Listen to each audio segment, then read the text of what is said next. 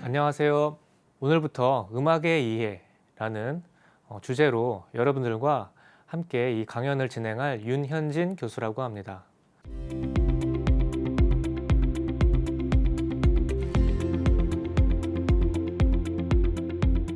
자, 여러분들, 음악이란 무엇일까요? 사실 어떻게 보면 음악이라는 것은 우리의 실생활과 가장 밀접한 예술입니다.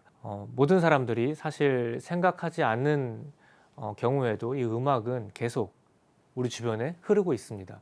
예를 들면 지하철을 타도 지하철에서 안내방송이 나오기 전에 음악 소리가 나오고요. 그리고 또 집에 초인종 소리만 해도 음악이라고 볼 수 있습니다. 그런 만큼 이 음악은 우리와 가장 어떻게 보면 밀접한 이런 예술인데, 음악에 대해서 한번 심도 있게, 심도 있게라고 하면 너무 딱딱할 수 있으니까 좀 더 친해 보고자 이 강연을 마련하게 되었는데요.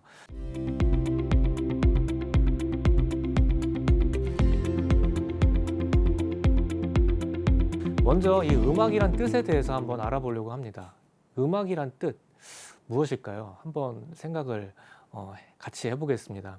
먼저 사전적 의미로 알아보고자 하는데요. 먼저 우리가 쓰고 있는 이 음악이라는 단어, 한자어예요.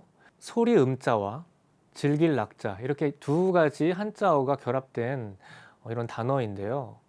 뜻으로 보면은 소리를 즐기다, 이런 뜻이라고 볼 수 있겠습니다. 저는 그래서 이 어떻게 보면 이 음악이라는 이 예술 장르를 잘 설명하는 단어는 이 한자어, 그러니까 우리가 쓰고 있는 이 음악이라는 한글이라고 생각합니다. 이 음악이라는 단어를 우리가 사용했던 것은 1910년 정도부터 보편적으로 사용했다고 합니다. 그때 이제 이 서양의 악기와 그리고 또 서양의 음악이 우리나라에 들어오게 되는데, 그렇게 되면서부터 이 음악이라는 단어를 사용하게 되었고요. 그 이전까지 사용했던 우리나라의 지금 국악이라고 얘기를 하죠. 또 전통음악이라고 하는데, 그런 음악들을 아악이라고 하거나 또 이제 궁중음악 등으로 따로 분류를 했고요. 이 서양음악 같은 것이 양악이라는 이제 단어로 같이 나누어져서 사용이 되었습니다. 뮤직이라는 단어, 이 서양음악에서 사용되는 단어인데요. 이 단어는 고대 그리스어의 무지케라는 단어에서부터 유래가 되었습니다.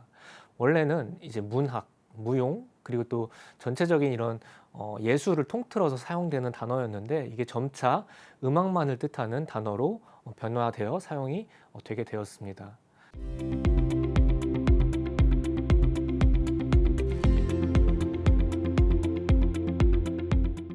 그래서 이렇게 이 단어의 뜻에 대해서 알아보았는데요. 이 음악이란 정말 무엇일까? 이제 실제적인 의미를 좀 알아보려고 하는데, 여러분들은 어떻게 생각하시나요? 이 음악의 실제적인 의미. 정의를 내려보자면 소리를 매개로 하는 시간 예술이라고 말을 할 수가 있습니다. 여기서 중요한 것은 이제 아까 우리가 음악이라는 단어에서도 얘기를 했지만 소리를 즐기다라는 뜻이라고 했잖아요. 그렇기 때문에 이 소리가 매개체가 되는 예술 활동이라고 볼 수 있어요. 근데 이 소리라는 것은 어떻게 보면 굉장히 많은 포괄적인 뜻을 담고 있는 단어입니다. 뭐 예를 들면 제가 이렇게 여기 테이블을 두드리면 소리가 나죠. 똑똑똑하고, 이런 소리도 소리라고 할 수 있고요. 또 아름다운 선율을 노래하는 그런 노래도 소리라고 할 수 있고요. 그리고 어떻게 보면 아주 시끄러운 공사 소리, 이런 것도 소음이라는 어떤 그런 범주에 속하긴 하지만 소리는 소리입니다.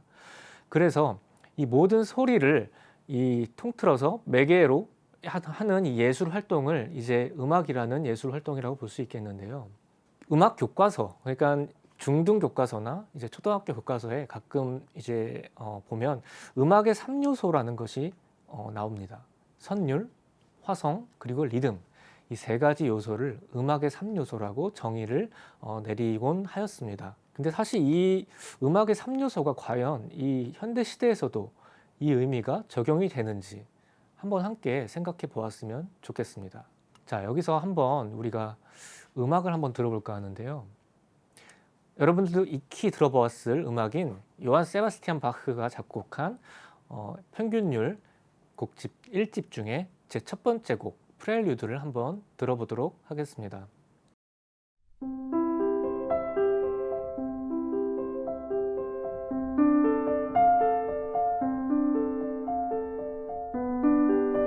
많이 들어보셨을 음악일 겁니다. 굉장히 익숙한 음악이고요. 이 음악에서는 아까 말했던 음악의 3요소, 바로 선율, 화성, 리듬이 모두 포함되어 있습니다.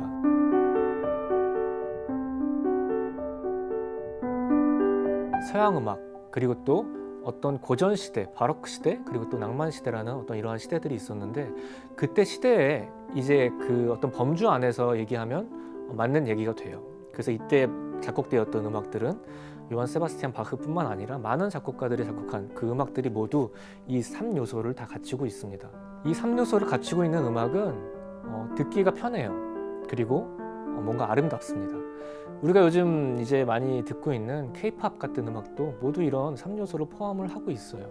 그렇기 때문에 일반 사람들한테 듣기에 굉장히 편하고 아름답다, 이러한 느낌이 들 수 있는 음악입니다. 이번에 들어볼 음악은 이제 유럽의 현대음악의 대표적인 작곡가인 아놀드 쇤베르크가 작곡한 피아노를 위한 모음곡입니다.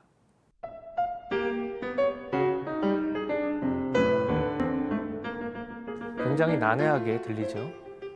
그 이유는 무엇이냐면요, 음악의 3요소 중에 한 요소가 빠져 있기 때문입니다. 바로 화성이 빠져 있는데요. 이 화성이라는 것은 무엇이냐면 음악이 함께 만날 때 함께 만들어지는 하모니, 그러니까 어떠한 법칙에 의해서 만들어지는 그 음악의 요소입니다.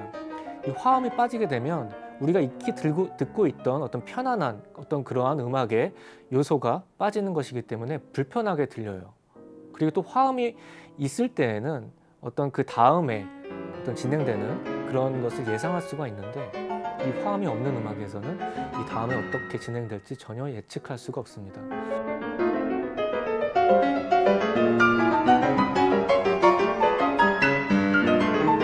그런데 제가 여기서 여쭤보고 싶은 것은, 그러면 이것은 음악이 아닐까요?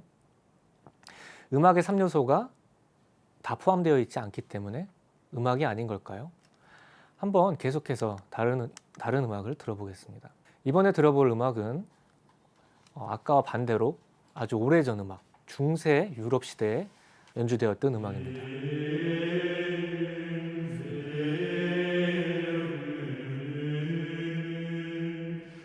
여러분들이 들은 이 음악은 중세 유럽 시대 교회에서 연주되었던 그레고리안 성가라는 음악입니다.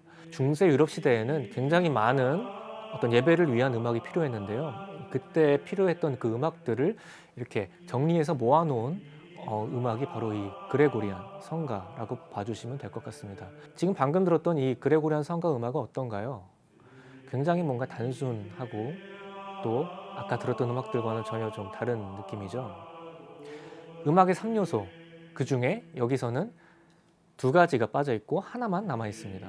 그 하나 남아 있는 것이 바로 선율인데요. 그래서 이 선율 하나만 가지고 이 음악을 만들어 가는 겁니다. 사람의 목소리가 이제 그 선율의 주인공이 되고요. 그래서 이 중세 시대에는 유럽에서 그 교회에서 연주되었던 많은 대부분의 성가들이 이렇게 사람의 목소리를 이용해서 노래를 하는 것으로 이루어졌습니다. 자, 근데 마찬가지로 이것은 음악이 아닐까요? 계속해서 한번 다른 음악을 들어보겠습니다. 자, 이번에 들어볼 음악은 우리나라의 전통 음악입니다. 바로 전통 국악 타악기 4가지로 이루어져 있는 사물놀이 음악인데요. 그 중에 삼도 사물놀이라는 이 연주를 한번 들어보도록 하겠습니다.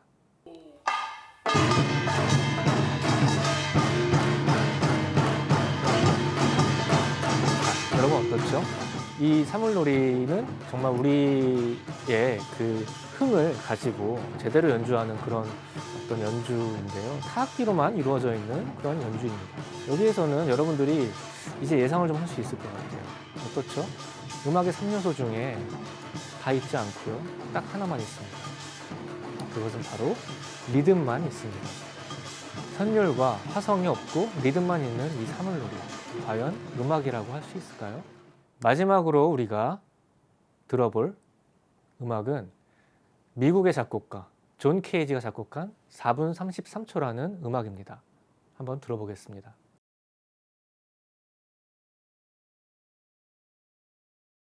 이 4분 33초의 앞부분만 잠깐 들어보았는데요. 사실 이 음악은 아무것도 없습니다. 그것이 무슨 뜻이냐면요. 악보가 있는데 악보에 뭐라고 되어 있냐면 타셋이라고 돼 있어요. 그게 무슨 뜻이냐면 연주하지 말라는 뜻입니다. 쉬라는 뜻이에요. 작곡가 존 케이지가 이 작품에서 의도한 것은 이 연주 4분 33초의 길이 동안 일어나는 모든 소리를 바로 작곡하고자 했던 것입니다. 그런 즉흥적인 요소가 반영되는 그런 것을 표현하고자 했던 것입니다. 자신의 작품에서. 그렇기 때문에 이 존 케이지의 4분 33초라는 곡에는 선율과 화성과 리듬 아무것도 남아있지 않습니다. 그러면 과연 이것을 음악이라고 말할 수 있을까요?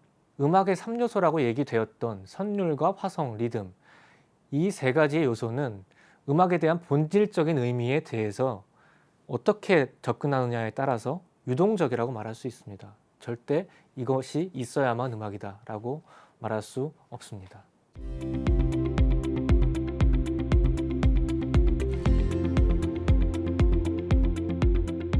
현대시대의 음악이라는 어떤 이런 뜻은 선율과 화성, 리듬 등에 구애되지 않는 작곡가들의 상상력을 바탕으로 한 창작 예술이라고 할 수 있고요.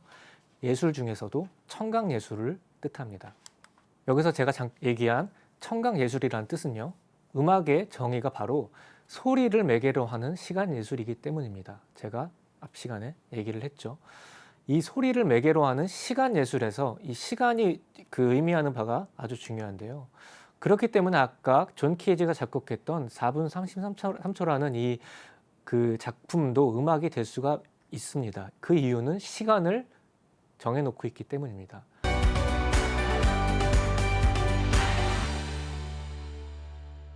자, 여기까지 여러분과 짧지만 이렇게 음악에 대해서 함께 알아보았는데요. 사실 이 음악의 이해라고 해서 이 강연을 들으면 나는 이제 음악을 다 이해했어 라고 말할 수는 없을 것입니다. 왜냐하면 저도 음악을 전공하고 지휘자로도 활동을 하고 있고 작곡가로도 활동을 하고 있는데 제가 음악을 모두 이해했다고 생각은 하지 않습니다. 하지만 이 강연을 통해서 음악에 대해서 좀 더 접근하고 친해지는 계기가 되기를 바랍니다. 자, 여러분 다음 시간에 더 재미있게 음악에 대해서 함께 만나보겠습니다. 감사합니다.